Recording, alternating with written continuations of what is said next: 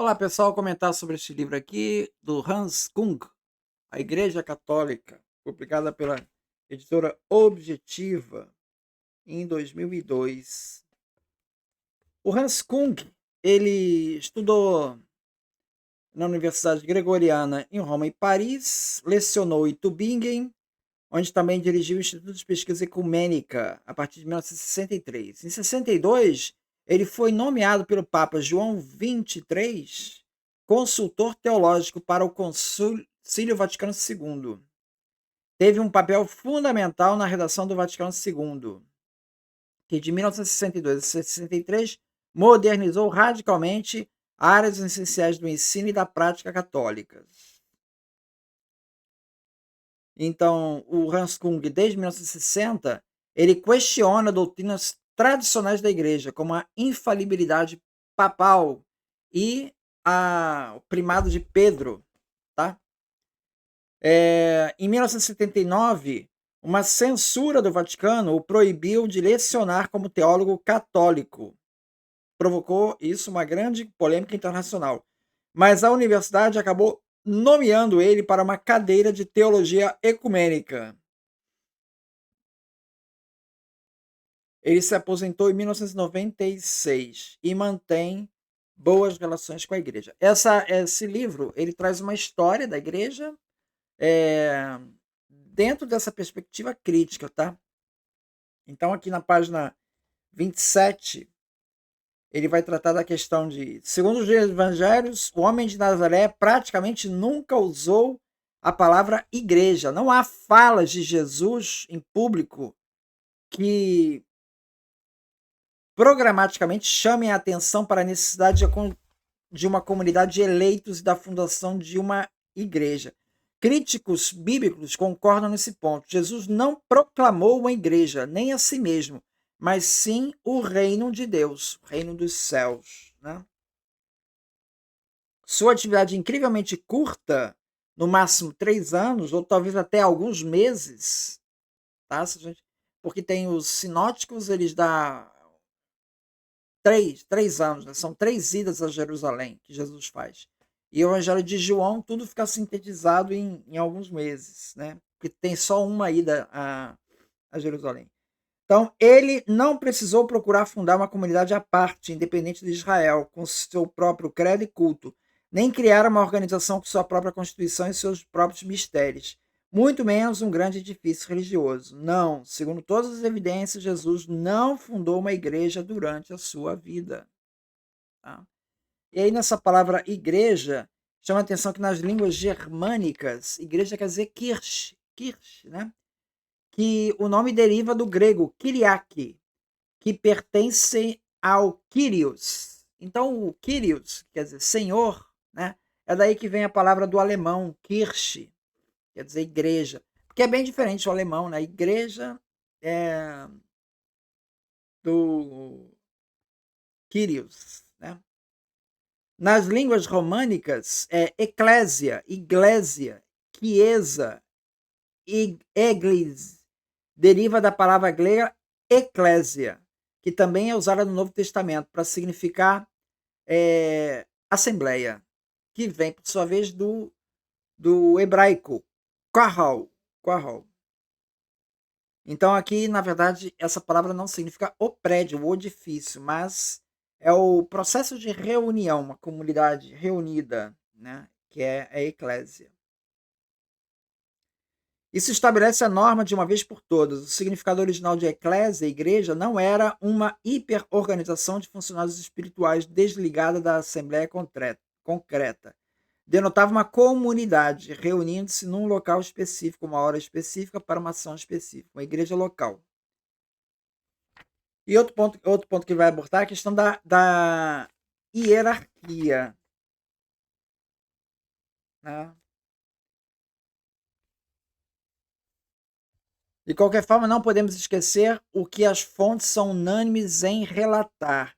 Através de suas palavras e seus atos, esse homem de Nazaré se envolveu num conflito perigoso com as forças governantes de seu tempo. Não com o povo, mas com as autoridades religiosas oficiais, com a hierarquia, que num processo legal já não está claro para nós hoje. Entregou-o ao governador e assim a sua morte. Uma coisa dessas, é óbvio, já não é concebível. Ou será, mesmo na Igreja Católica de hoje, poderia ele ter se envolvido em conflitos perigosos se questionasse de modo tão radical os círculos e as panelinhas religiosas dominantes e as práticas religiosas tradicionais de tantos católicos devotos e fundamentalistas? E se até iniciasse um movimento de protesto público contra o modo como a devoção era praticada nos santuários dos sacerdotes e dos sumos sacerdotes, e se identificasse com as preocupações de movimento popular da igreja vindo de baixo? Ou será que tudo isso é uma ideia grotesca, puro anacronismo? Seja como for, não é anacronismo afirmar que Jesus era tudo menos representante de uma hierarquia patriarcal. Então veja, o Hans Kuhn coloca assim: seria até possível imaginar que Jesus questionasse essas hierarquias de hoje. Mas será que isso seria anacronismo? Bom, ele não responde. Talvez seja um anacronismo. Mas seja como for, Jesus era tudo menos representante de uma hierarquia patriarcal. Porque ele questionou essas hierarquias da época, né? E aí vai voltar em várias outras partes do livro, né? Ele fala assim, ó, assim lamentamos o que é serviço da igreja e não a hierarquia. Lentamente começou-se a dizer que na Igreja Católica de hoje que esse termo significa regra sagrada. E naturalmente este é o último termo que as pessoas usariam para denotar o serviço da igreja, pois o que mais se devia evitar, seguindo o exemplo de Jesus, senão qualquer estilo e qualquer postura de mando, por mais que esse mando estivesse travestido de santo e de sagrado. Quer dizer, Jesus questionava esses rituais, né? Essa regra sagrada. O infeliz termo hierarquia foi introduzido somente 500 anos depois de Cristo, por um teólogo desconhecido, que se escondia através da máscara de um discípulo de Paulo, que era o Dionísio. Volto a falar na página 46 sobre esse tema. Os bispos da Igreja Católica gostam de chamar-se como sucessores dos apóstolos. Disse que a Constituição Presbiterial Episcopal da Igreja foi instituída por Jesus, e até que a instituição divina e, portanto, uma lei divina imutável. Entretanto, a coisa não é tão simples assim. Uma investigação cuidadosa das fontes do Novo Testamento nos últimos 100 anos mostrou que esta constituição de igreja, centrada no bispo, não é absolutamente determinada por Deus ou dada por Cristo, mas é o resultado de um longo e problemático desenvolvimento histórico. É uma obra humana e, portanto, pode ser mudada. A comunidade de Antioquia era claramente guiada não por um episcopo, bispo e presbíteros, mas por profetas e professores. Em Roma também. Na época em que Paulo escreveu sua epístola aos Romanos, ainda não havia na ordem da comunidade com episcopos. Isso torna a questão de como surgiu a hierarquia ainda mais interessante. Não se pode provar que os bispos sejam sucessores dos apóstolos no sentido estrito. É historicamente impossível encontrar na fase inicial do cristianismo uma cadeia ininterrupta de imposição de mãos de apóstolos até os bispos de hoje. Antes, historicamente, pode ser demonstrado que numa primeira fase pós-apostólica, presbíteros bispos locais estabeleceram-se ao lado de profetas, professores e outros ministros, como os únicos líderes da comunidade. Assim, uma divisão entre clero e lacaiato ocorreu num estágio inicial. Numa fase posterior, o episcopado monárquico de um bispo individual cada vez mais tomou o lugar de uma pluralidade de presbíteros bispos numa cidade, e mais tarde por toda a região de uma igreja.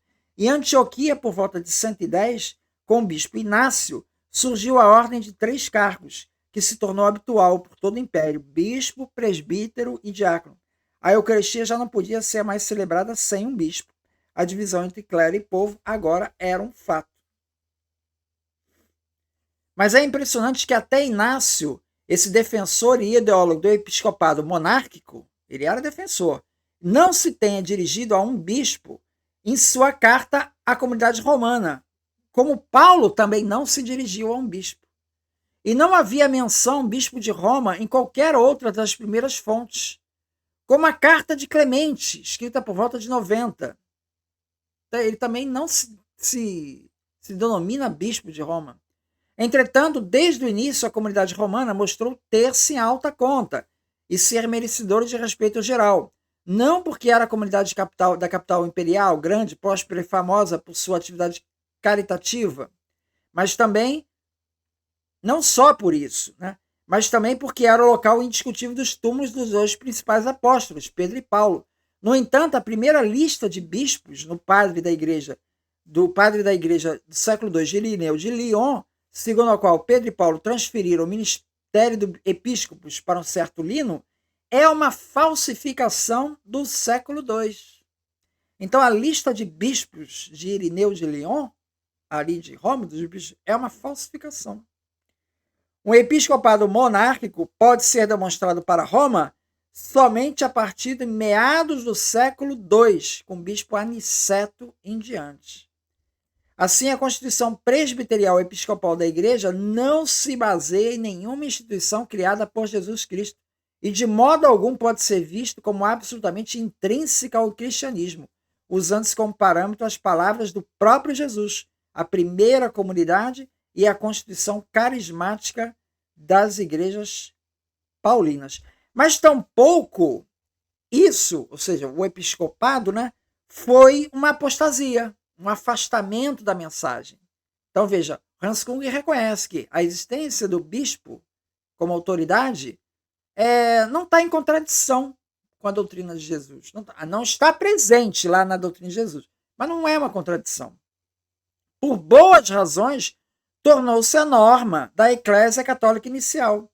No geral, foi uma evolução histórica importante que deu às comunidades cristãs continuidade no tempo e coerência no espaço, ou, como pode-se dizer também, catolicidade no tempo e espaço. Portanto, não deve ser criticada, desde que seja usada no espírito do Evangelho, para o bem dos homens e das mulheres, e não para preservar ou idolatrar o poder dos hierarcas. Numa palavra, a sucessão de bispos é antes funcional do que histórica.